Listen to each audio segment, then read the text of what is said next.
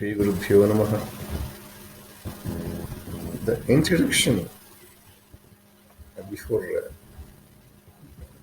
posting lessons on astrology. We have a great treasure of knowledge on astrology, particularly the prediction part of it, called predictive astrology. It is passed on to us by our ancient scholars like Maharshi Parashara, Maharshi Jainini, Varahamihira, Mantrishwara, Vaidya Dikshitar, and a Siddha from Tamil Nadu called Pulippadi. So also, in recent times, say for the past 100 years, contribution of Professor V. Suryanand Rao and his grandson, B. Raman, I should say, has made this astrology to survive in its original form because of their translations, and it has also made the Western astrologers to look at our Vedic astrology also. And another veteran, legendary, is Krishnamurti from Chennai.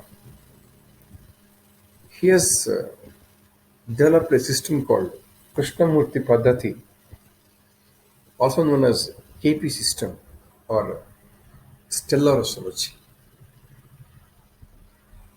Has given a different approach in prediction, giving an importance to the transit of planets over the stars, in addition to their transit and zodiac signs.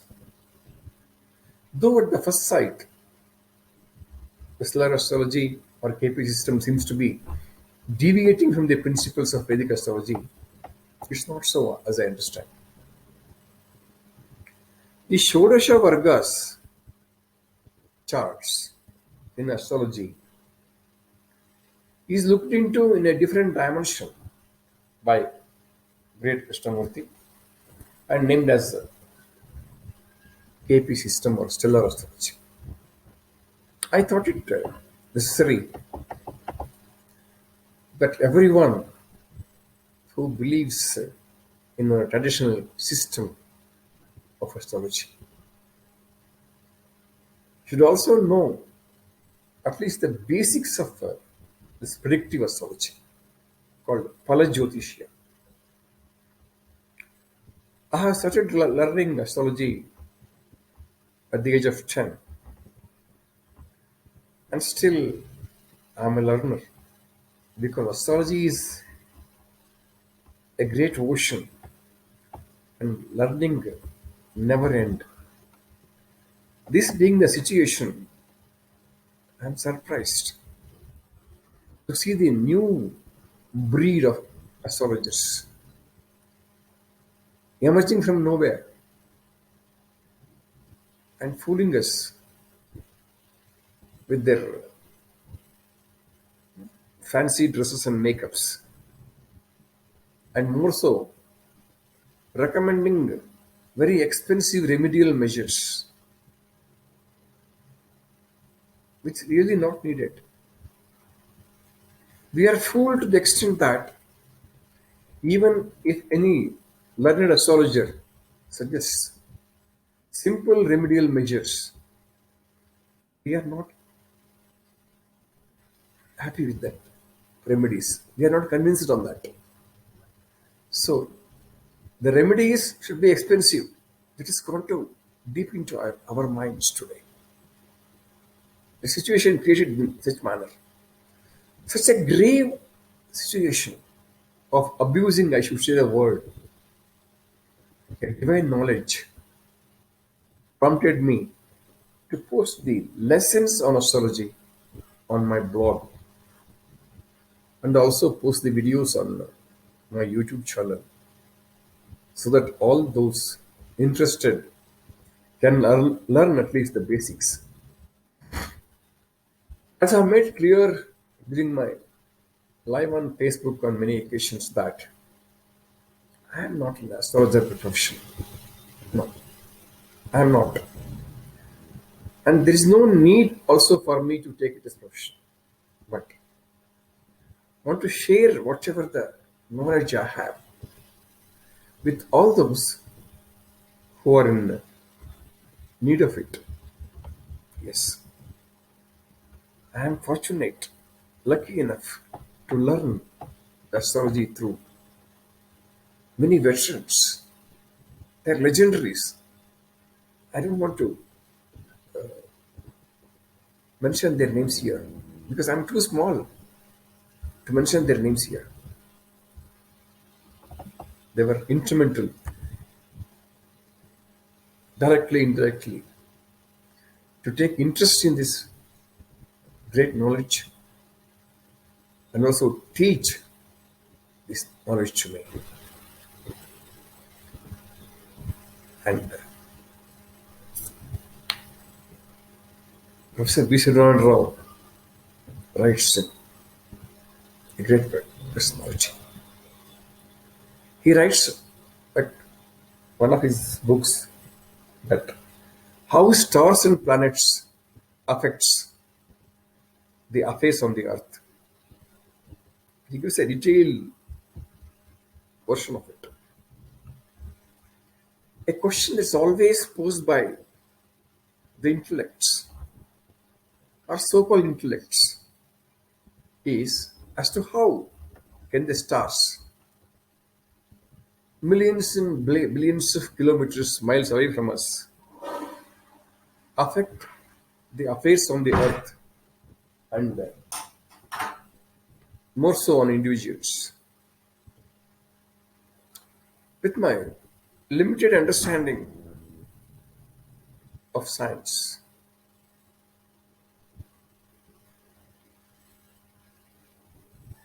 that a magnetic field covering all space, that science believes this. Science believes that a magnetic field covering all space. Science knows of three fields. There's magnetic field, electric field, and gravitational field. Gravitational field. For the celestial bodies, we affect the things on this earth, or affect things what happens in this earth. Energy from them must be transmitted. Otherwise, it's not possible.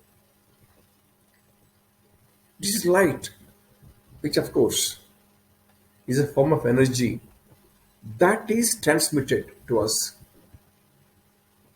from the stars via the medium of the magnetic field. It is evident that rays of light coming from the stars of a constellation must also be surrounded by their own magnetic fields. A body will be radiative energy unless there be another body to receive it. A body will not radiate energy unnecessarily unless there is another body to receive it. Therefore, the fact that bodies such as our Earth receives the rays of light coming from such stars is sufficient evidence of an attraction existing between the Earth and those that receives energy from those stars. It makes no difference if the light ray comes from a nearby lamp or a star, 1,000 lights years away. No difference. The light coming from a lamp nearby us or coming from star 1,000 light years away. Yes, both are same. The effect is same because frequency is the factor to determine and not the distance. The light wave, the frequency of the light that matters, not the distance. It's an example that completely breaks down the argument that planets and stars cannot affect human beings because they are too far away.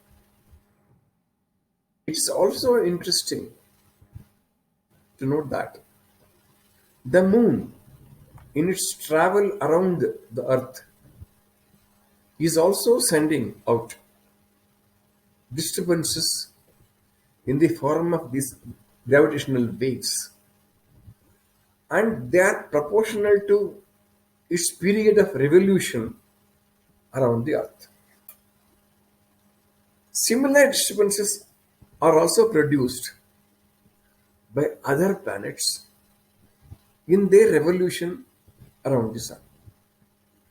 And those planets which have moons are the centers for the production of local gravitational waves produced by the movement of their satellites around them.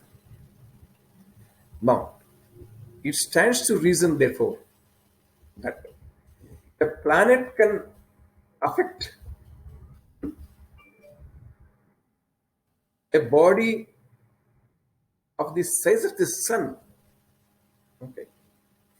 If a planet can affect a body of such a very large size of the sun, its effects upon a mechanism as delicate as the human form could be stupendous. Yes. When we accept that a planet can affect a body of such a large size of sun,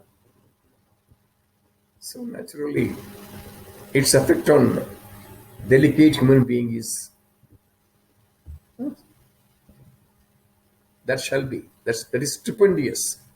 Thus, all beings, whether they're animate or inanimate, are subject to the influence of planets.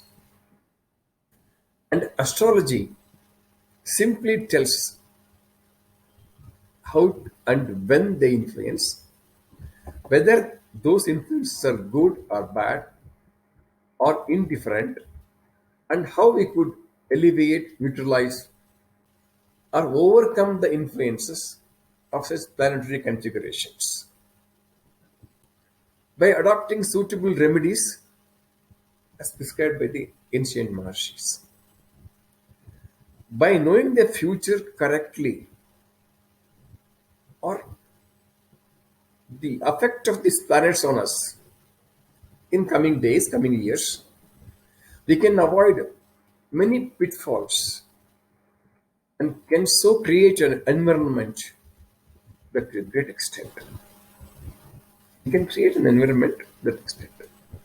We can cope with the adverse circumstances or be prepared to meet them cheerfully.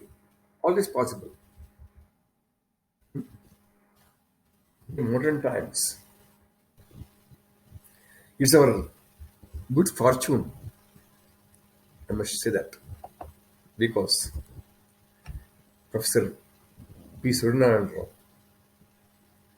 grandfather of legendary Dr. B.V. Raman,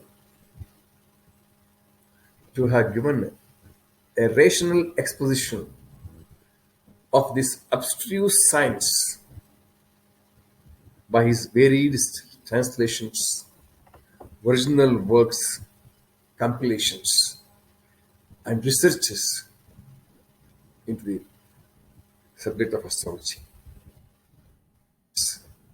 Should be grateful to those great souls. So also Dr. B.V. Raman has continued that mission. Knowledge of astrology is very much essential for every individual. Huh? There is a saying that fools obey the planets while wise control them. Let us become wise to control them. I conclude this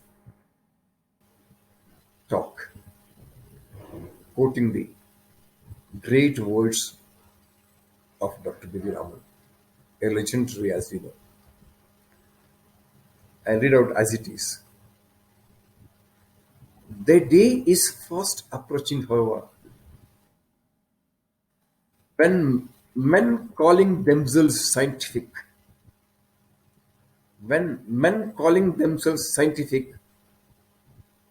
can no longer afford to ignore a subject which offers them the very proof they are looking for. What proof? The proof that everything in this universe,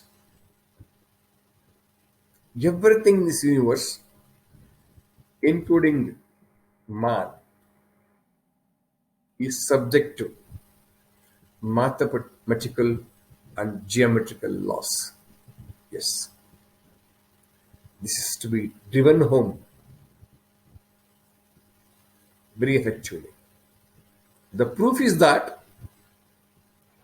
one should understand this.